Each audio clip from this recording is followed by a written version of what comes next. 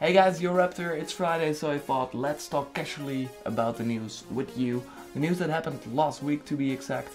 I picked 3 news stories that I thought were the most awesome and I wanted to react on, but first I will talk about some no shit stories. Stories that were of things that were already announced or were just like, duh. My first one is The Witcher. That is supposed to be more than 200 hours of gameplay. Well, no shit, every open world RPG is kind of that long, so it would have been news if the game was like 30 hours, so that's a little bit dumb news story. Also, the news story about Assassin's Creed Chronicles, a spin-off 2D side-scroller Assassin's Creed set in China. This week we heard that it was announced, that the game was announced. Well, we already heard about that game in October 2014, so it was not really new. Another no shit story that I want to talk more deeply about is Quanthum Break getting delayed to 2016. It's a game from Remedy, we know them from Alan Wake. It's an Xbox One exclusive, so yeah, the Xbox One owners will have to wait longer to play this transmedia synergy game. It's a third-person action game. And what I mean by transmedia synergy, weird word, is that there's also a series and a game. So sometimes the game will go into the series and then it will continue with real life persons, and it's still a little bit weird, but yeah, it sounds interesting to me. And also the gameplay is about time, so you can stop the time and fast forward the time and stuff like that. Really interesting. I wanted to buy an Xbox One for this, but now that it's delayed to 2016, maybe I will pick it up if Rise of the Tomb Raider comes out this year. Let's hope it comes out this year, and we'll have to see about that. So maybe no Xbox One for me this year because I wanted to buy it for Quantum Break, but maybe I will buy it sooner if Rise of the Tomb Raider turns out to be really awesome. And maybe Microsoft has some E3 announcements that will make me hyped up for it. I'm ready to buy one, but I still need a good reason. So yeah, Quantum Break was one, but now it's delayed. But Remedy, take your time.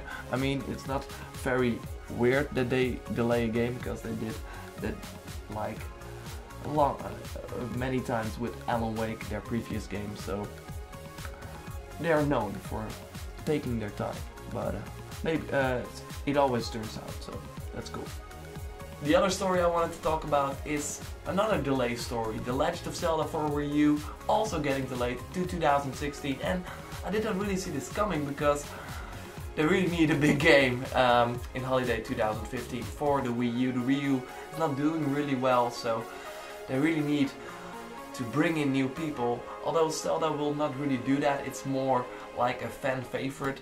The games do not particularly sell well if you compare them with Smash Brothers and Mario Party or Mario Kart. Not Mario Party, that game released like 2 months ago or 1 month ago.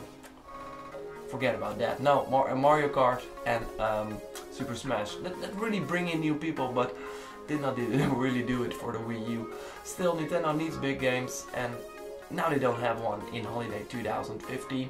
I mean, Sony didn't have one last year, but the PS4 is selling like crazy. They're almost double the Wii U sales with 1 year less on the market, so that's big. Maybe Nintendo will announce something awesome during the E3. They have to do that. Mario Maker is like a big game, but will not really sell systems as well. And that one was announced for September. So yeah, they really need to bring their big guns on E3. I don't think the Wii U will be saved by any of the games Nintendo can announce though, but still, having a big game at Christmas will help the sales a little bit, and otherwise it will really disappear and stand in the shadows of the 2 other big consoles.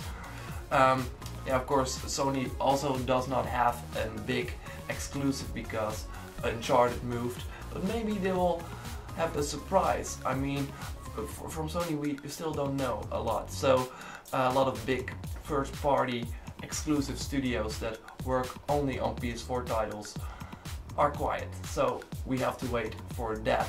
But for now, The Legend of Zelda getting delayed to 2016 is not good for the Wii U situation, but in the end it will be good if you're looking forward to the game. The first news story that I want to talk about is more like, what is this still going? It's about OnLive shutting down. You may know them as a streaming service where you could stream games to different kinds of platforms. Really, that was pretty cool. You could buy a setup box and put that onto your TV, and no games were needed. You just needed an internet connection. So pretty revolutionary for the time, but there were like a couple of games, really few games, and then it relaunched this year in the Netherlands, and it was like, what is the best game I can play? BioShock, from the first BioShock, so a really old game, and it was like the biggest title on the service. So it was cool that you had to pay a subscription, so you had to pay like a few dollars a month to play all the games.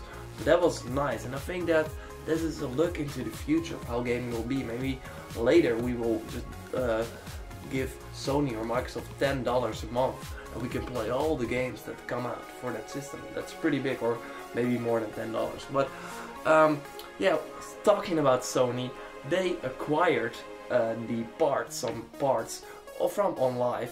They also did with Gaikai, and that was a big competitor of OnLive, and they now make PlayStation Now with that, where you can stream old PlayStation games, PlayStation 3 right now only, but other PlayStation games will be compatible with the service soon, to your TV, to PlayStation 4, to Vita.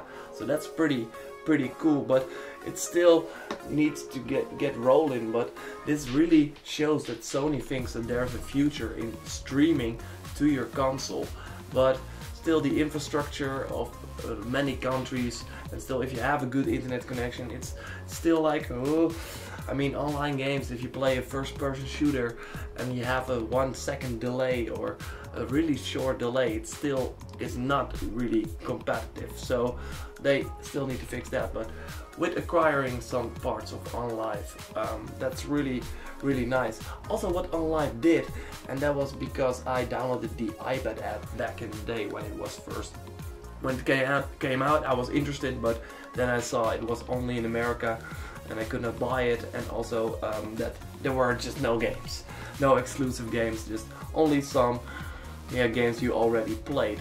Batman was the biggest game when it launched, something like that. Well, anyways, they did a really cool thing, and that was that you can look at players who were playing.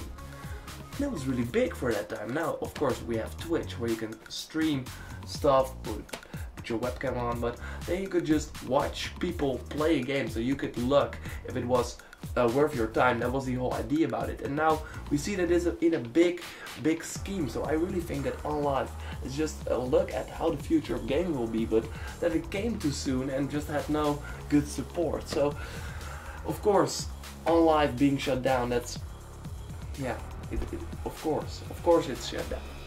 I mean, content is king, and OnLive had no content, and you also needed a whole new box and a whole new controller. So yeah, the idea was cool, but still it was not really executed very well. But I think that there is a piece of the future in there. Well, let me know what you think about OnLive, The Legend of Zelda, Quanthum Break getting delayed, and other stuff I talked about in this video, and what were your most important news articles of this week. Let me know in the comments below. Share the video with your friends if you liked it, like the video, subscribe to the channel for more awesome gaming videos. Let me know what best trailer of the week or what trailer you thought was the best trailer of the week. So I will put that trailer in my video that will go live every Sunday here on JorRaptor. Hope you liked the video, and thank you for watching.